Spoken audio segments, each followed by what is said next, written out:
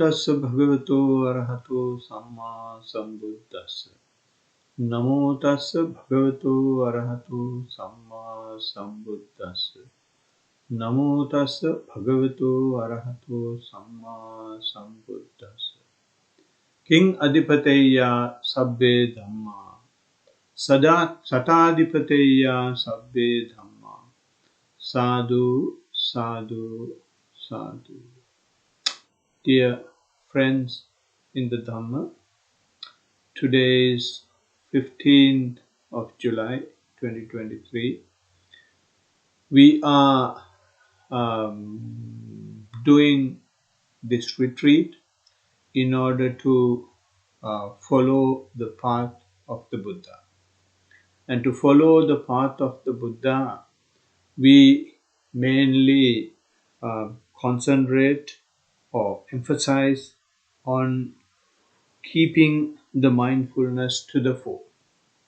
So this particular verse that I have presented is taken from Anguttara Nikaya, which emphasizes the significance of mindfulness. In this verse, the Blessed One is asking what is supreme of all things. And then he himself is answering the question, mindfulness is the Lord of all the things. So it's a series of questions that the Blessed One is asking from monks, and the monks are saying the answer to those questions that they don't know. And then the Blessed One is answering the question. So when we hear this, that mindfulness is the supreme Lord of all things, it is sometimes bit of an overstatement for all of us. But being the omniscient one, the Lord Buddha knows what exactly is correct and what exactly is wrong. And we being followers of the Blessed One, once you practice mindfulness, you gradually learn to see the significance of mindfulness. So today we have had a little bit of chance to understand what mindfulness is and then practice it in the morning. Now this time is allocated. When you practice mindfulness, we have got to provide some support to the practice, and that support is given in 5 ways. One is being very virtuous, in other words, observing the precepts, which we have done in the morning, and the other is listening to a talk or listening supportive factor, and the discussion supportive factor, and concentration supportive factor, and insight supportive factor. So of these supportive factors, the first one and the last two, which is concentration and the wisdom supportive factor or insight supportive factor, we have done to the best of our knowledge from morning. Now this time is allocated to the listening supportive factor, and then as time permits we will go for the discussion supportive factor. So for the listening supportive factor, I'm going to take about 45 minutes, and that is why I have selected this particular verse to talk about mindfulness. So if I recollect your memory on what mindfulness is, the most important part in mindfulness is to be observant. In other words, to be aware In other words, to be awakened. That is the most important part in mindfulness. And the question is, to be awakened into what?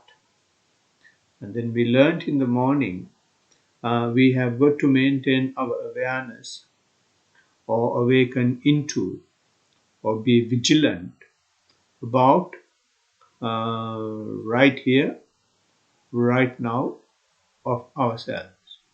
In other words, awareness of here, now, I am is the mindfulness. When you put mindfulness in this context, this particular verse is bit contradictory. Why I am saying that it is contradictory is because the verse is saying mindfulness is the Lord of everything. In other words, mindfulness is there all the time. But we are still trying to learn and practice mindfulness. So there is a bit of a conflict in the teaching. One might feel the uh, absolutely from the point of view of the practice, or as Buddha says, the question is not whether you are mindful or not. The question is your appreciation of mindfulness. So we know in order to enlighten ourselves or become an arahant or to reach the nibbanic state, we have got to have 37 factors, and we call them 37 factors of enlightenment. So in 37 factors of enlightenment, the starting point is the four foundations of mindfulness. So this is very important, very significant. You have to keep in mind the starting point of 37 factors is four foundations of mindfulness. In other words, what I want to emphasize is it is not the mindfulness that matters. What matters is four foundations of mindfulness, not just four foundations of mindfulness. We call it Satipatthana Sutta. Satipatthana means you establish in it. In other words, you start appreciating it, you start knowing it, you start being awakened into it, which is lacking. So, in although the mindfulness is the king, the mindfulness is the supreme lord of everything, we are not aware of it. Let me put it in a different way. If you take the definition I just gave, and to remind you, it is not a definition that is found in the discourses. It's a definition that have been coined by the teachers of my teacher, right? The teacher in Burma, my teacher's teacher in Sri Lanka, has coined this word in order to pass the message in a convincing manner to the students. And when we use it and we have a foundation, we have a starting point. So this is the significance of this definition. So therefore, when we take the awareness of here, now, I am,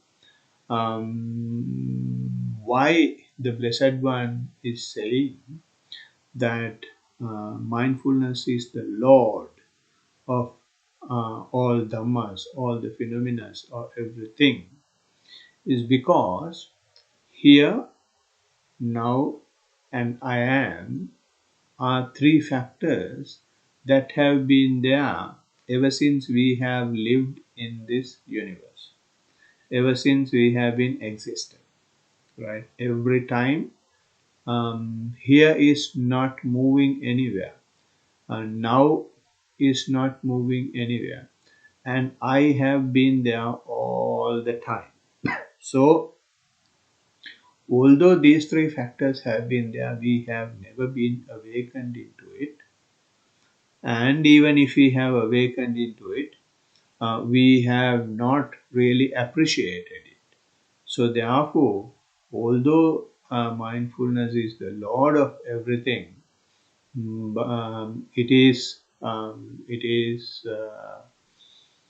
it has not gone into to lead us to the blissful state.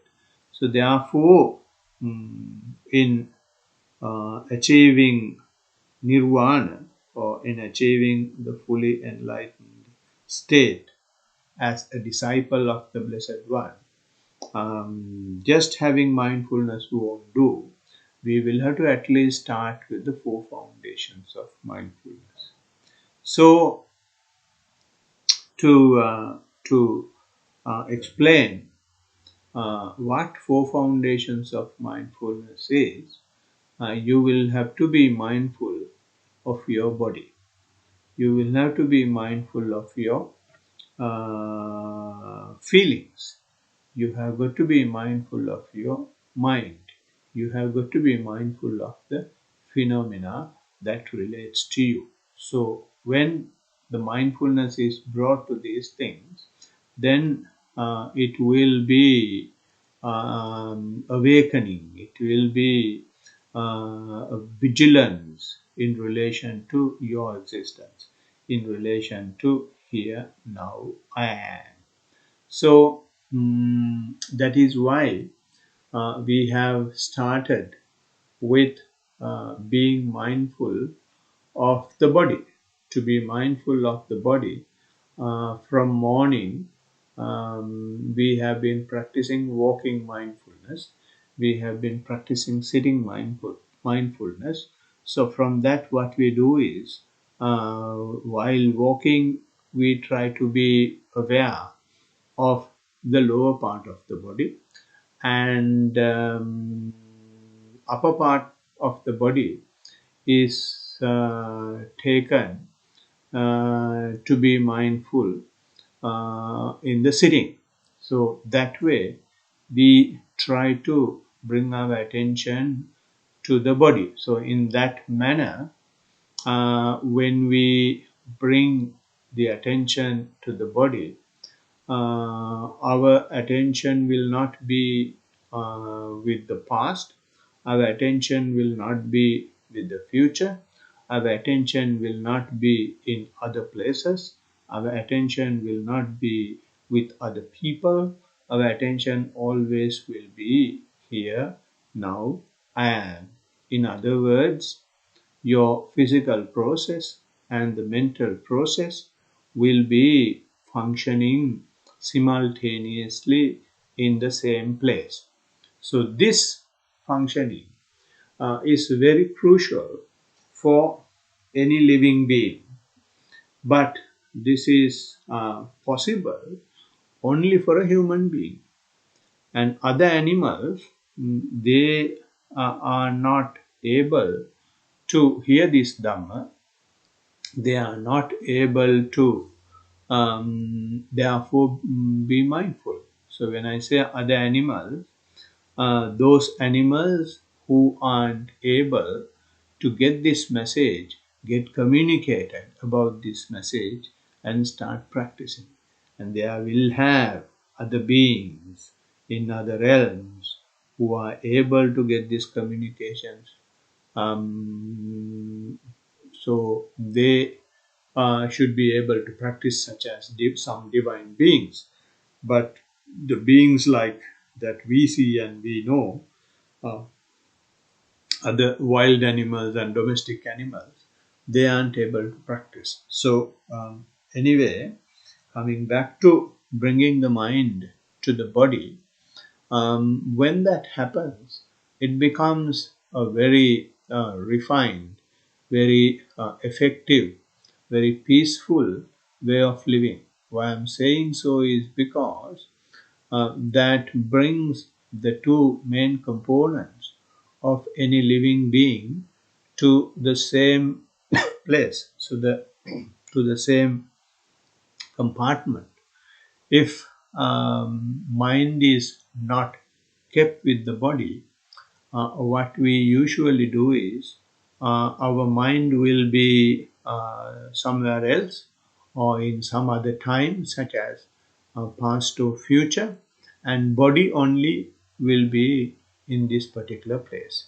So as a result, our way of living, our existence is very inefficient. Our existence is very frictional. So therefore, end of the day, people say it is very stressful. People say a lot of tension. People say a lot of frustration. That is because our mental process is somewhere else and physical process is in some other place.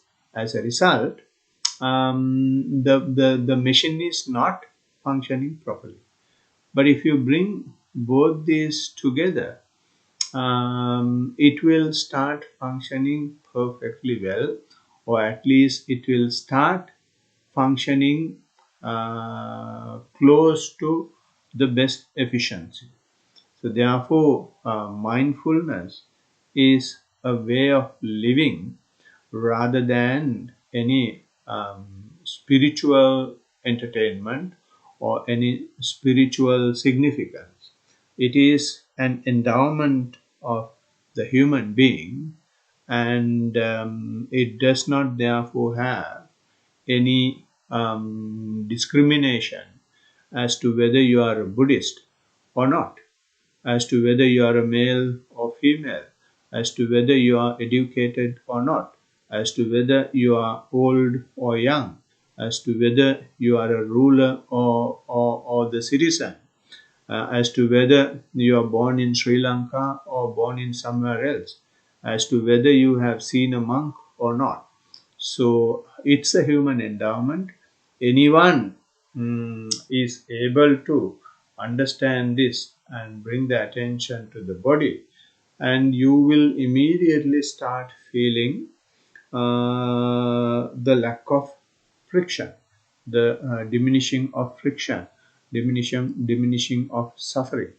So therefore, mindfulness is a human, the first human right. So this is what we should fight for. And of course, that fight is not with any outside entity or is not with any outside force. It is a fight among oneself, because the human mind is not used to be mindful. So therefore, you may have experience already when you are trying to be mindful how difficult it is. You may feel that you may have experienced rather that you have not been able to bring your attention to the object that you are supposed to keep the attention to, and it is wandering all over the universe. So in that sense, in that regard, it is not easy to bring the attention to the present moment and to the present place. Although this is the situation, if I may encourage you by saying that when you know that it is not possible to bring your attention to what you want the attention to be or where you want the attention to be, that very knowing itself is mindfulness. So when you put it that way, mindfulness is absolutely not difficult, but our mind is trying to suggest difficult. Knowing whatever is happening in this particular point in time to yourself is mindfulness. So therefore, for the mindfulness to go further, the Blessed One says in the Four Foundations of Mindfulness discourse, which is the handbook of all mindfulness practitioners, before giving the four foundations of mindfulness at the very outset, the Blessed One says, Ujum kayang panidaya parimukang sating upatta petva. The meaning of which is, have the mindfulness to the fore, keeping your body as the focal point, right? So that's very important. Keeping the body as the focal point. Why the Blessed One is asking us to keep the body as the focal point is because you will be able to experience it yourself. So that is one reason that the Blessed One wants you to be mindful of the body. There are a lot of people who are trying to be mindful of the mind because the mind matters most. But it is not the suggestion of the Blessed One. So some people are trying to go beyond the Blessed One. Not necessary. Follow what the Blessed One says. You will have to be mindful of the body. Have that as the focal point. The reason is because it gives you the experience, and body is not lying to you anytime. So therefore, to have your own experience, to have some tangible results, it is imperative that you have your attention to the body. I'm not saying it has to be there 100% all the time, but when you speak, you will have to start with that, and you should be able to talk about what happens to your body, because the other reason is, of course, you have got to be mindful of the mind. To be mindful of the mind, you will have to be first be mindful of the body. Why I'm saying so is because you can't pilot a rocket when you can't at least ride a push bike, right? If you can at least ride a push bike, then you may have some qualification of handling a larger vehicle.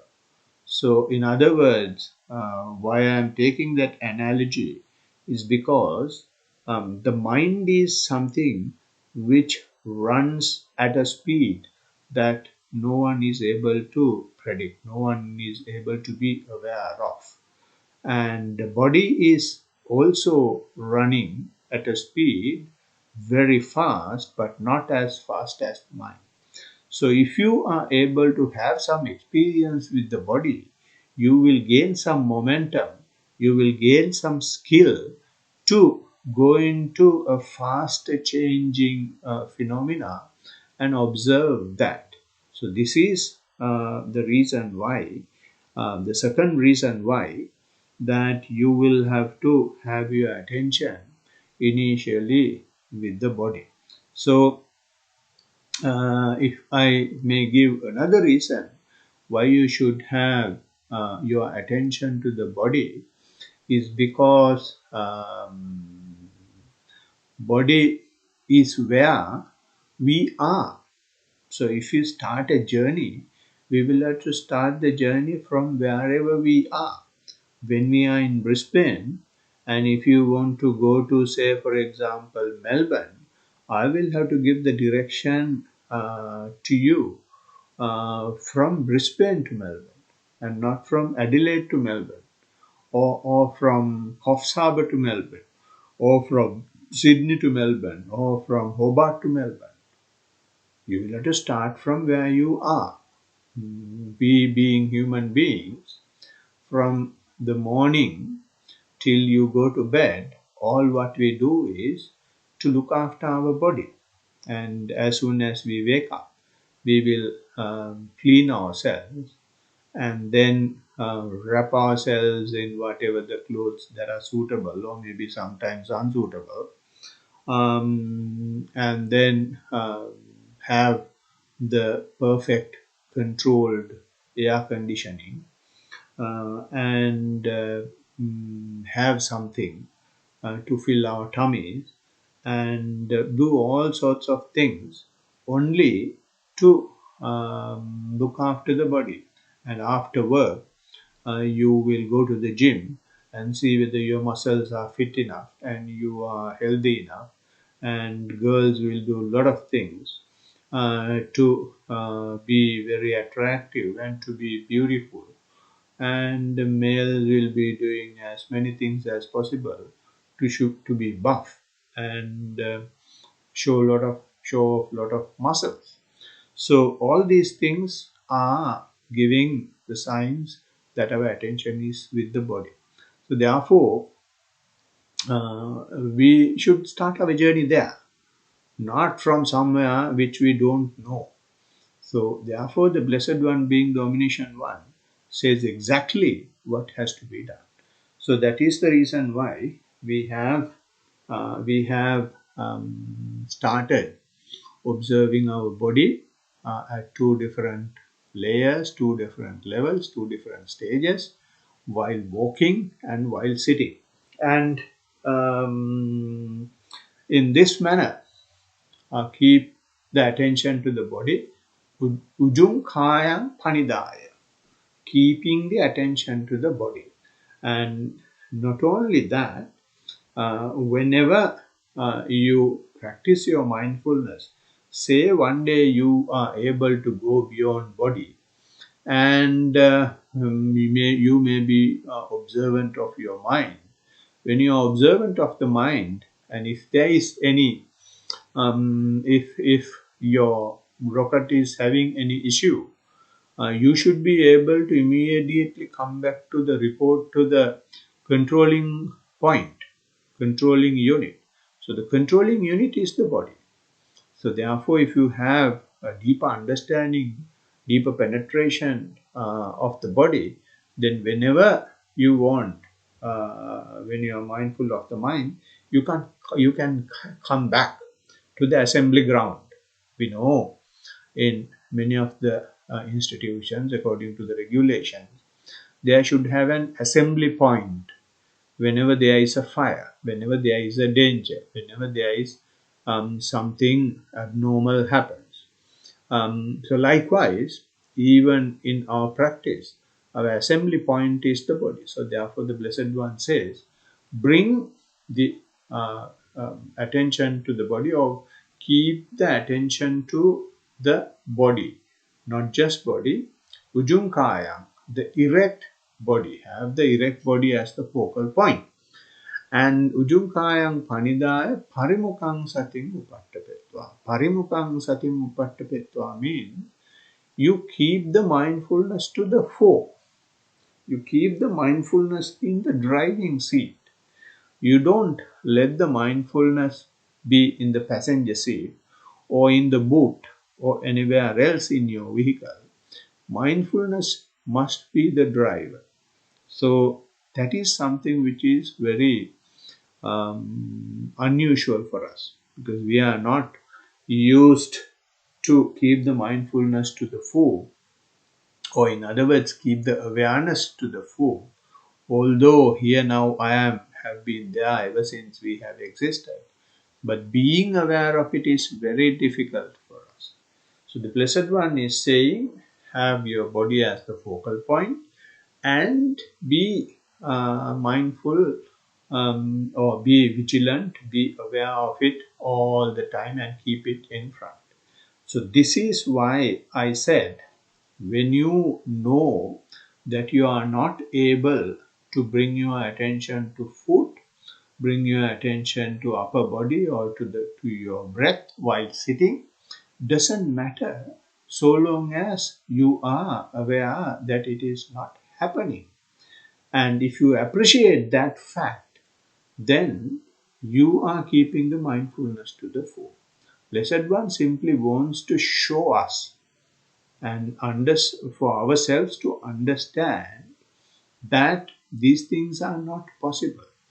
So to show that these things are not possible, he will have to ask us to do it and see it for yourself. And that is exactly what he is doing. He is asking us to keep the attention to the body. And when we try to keep the attention to the body, to the lower part of the body, to the upper part of the body, to walking and to breathing, These are things we have been doing ever since we were able to do these things, and we had taken these things for granted. And we think that we have the control over these things. But when we try to really see those things, we see how poor we are, how ignorant we are in that regard, how incapable, how unskillful we are in that regard. So, Blessed One simply wants to show us that. And when we see that, and if you are aware of it, then you are mindful. And this ability, this appreciation of the fact that you are aware of these things is a human endowment, and it's a human right, as I said earlier. So when we live in this manner, this becomes your efficient livelihood. So whatever that happens in your system, maybe the physical or mental. Now, if it is happening now, if it is happening here, you will have to simply be aware of it. So, when you simply be aware of it, it becomes you will not react to it. Since you are not reacting to it, you will not spark any energy. You will not create any tension. If you react only, then a tension will arise. If you don't react, it may be difficult to observe. But if you observe, that reaction will fade away. When the reaction fade away, there is no continuing friction that happens. If you keep on reacting, what happens is it is like throwing petrol to the existing fire. So if the fire is there, you don't throw petrol. You be as neutral as possible, and that being neutral means you throw as much water as possible. So the friction will not be there, the fire will not spread. So when that happens, nobody will be able to agitate you. Nobody will be able to control you. You will not be reacting to each and everything that happens around you.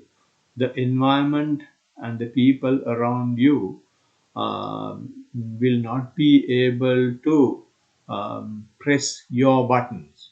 Your remote controller will not be with anybody else. Your remote controller will be with yourself. And if you can do that for 24/7, then you will have a wonderful life.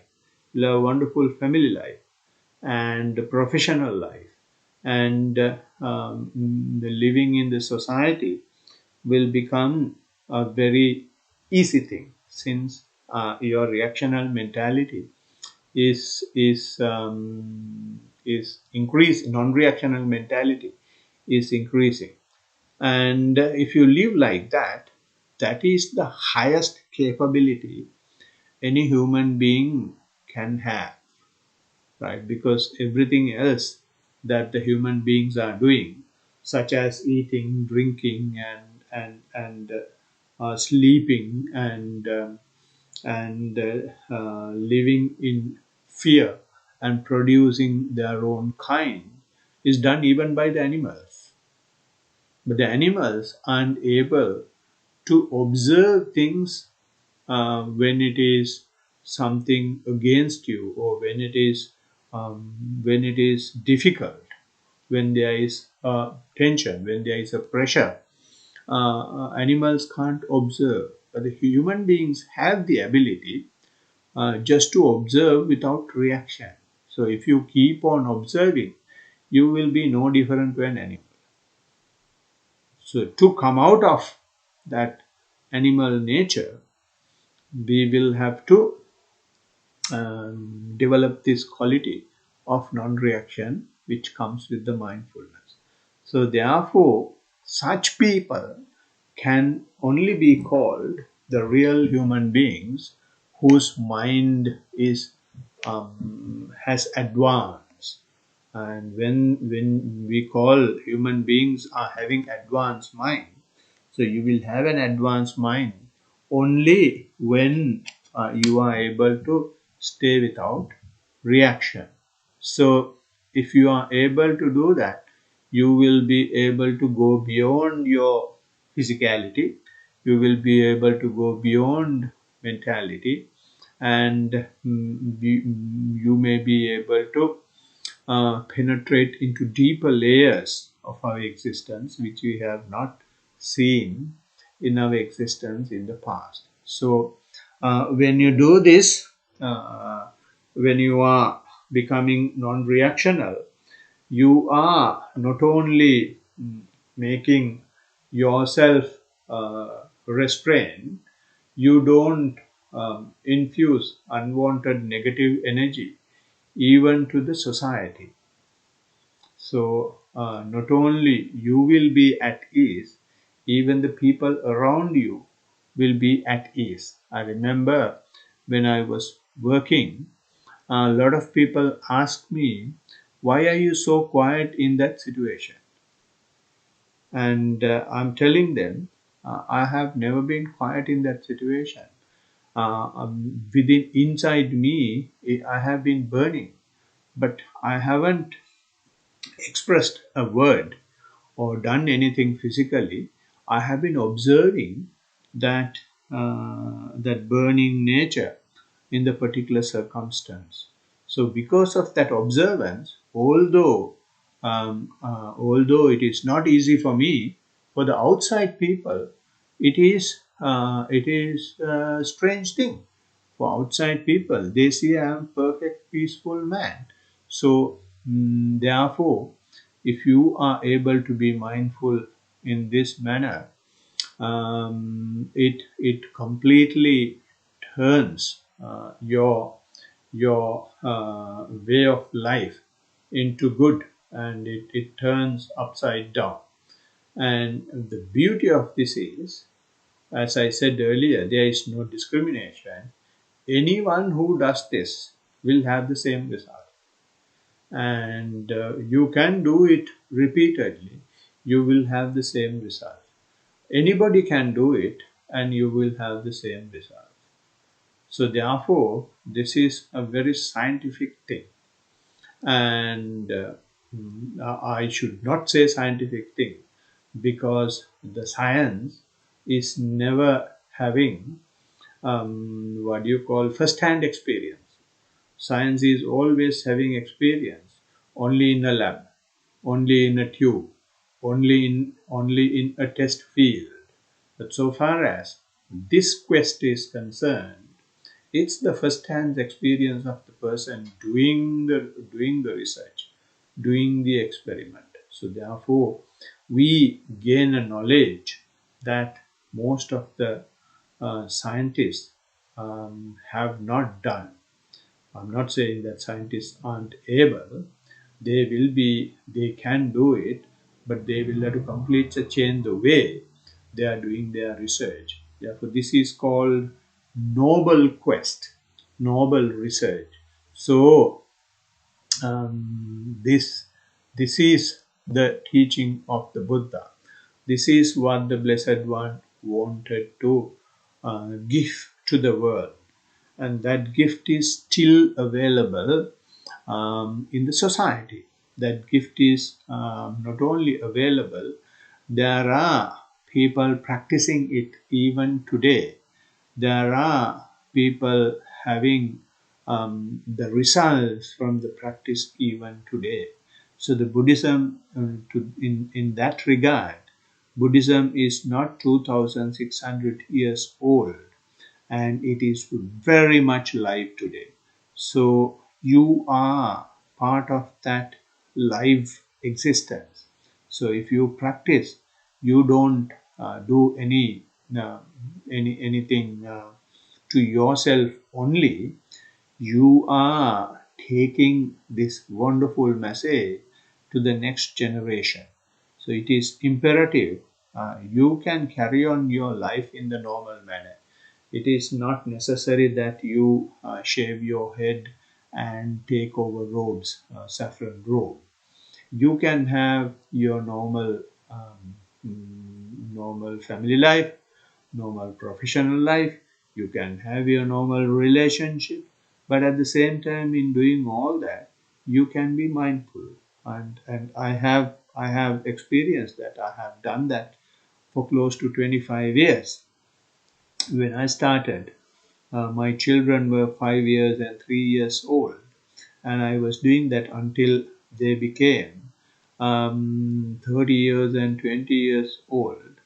And then only after that only I at least thought of taking the role. So therefore, and in doing that, we never had any friction in our family. We had a perfect family life, which had been perfectly blessed by mindfulness. So therefore, mindfulness is not something that you can use only to go to Nibbana. Of course, it is to go to Nibbana, but to go to Nibbana, it is not necessary straight away. You stop all your normal activities and start meditating day and night. You can have a timetable, and having a timetable to practice on a daily basis, which is very important. You may at least have 1 hour walking and 1 hour sitting when you want to do it properly, and then only you will be able to really get the grip of it. But it is not necessary to start straight away with 1 hour. I started with 5 minutes. So if you are able to start with 10 minutes, you start 10 minutes walking, 10 minutes sitting. Gradually, every month, you can increase 5 minutes, and that way you gradually increase it to 1 hour. So then you will have, after some time, results that you never expected. And in the practice, another important thing that I should say is, when you practice, it is imperative to have a teacher and then give your reports periodically. So because we are going from known walking, known sitting, to an unknown area called Nibbana. So therefore, there will have a lot of things that you have not experienced that are surfacing, that are manifesting. So they should get cleared. So to get those cleared, you can't just refer to discourses. You can't just refer to books. You can't just refer to internet. And they may not have the answers that you are looking for. And therefore, it is imperative that you have a teacher who is practicing mindfulness. There are a lot of teachers. But the teacher should be practicing mindfulness so that he will be able to help you. So, to conclude my talk, I wish you all a wonderful, mindful life, and be happy and peaceful all the time with mindfulness. Teruvan Saranai. I will be concluding the session with that. Teruvan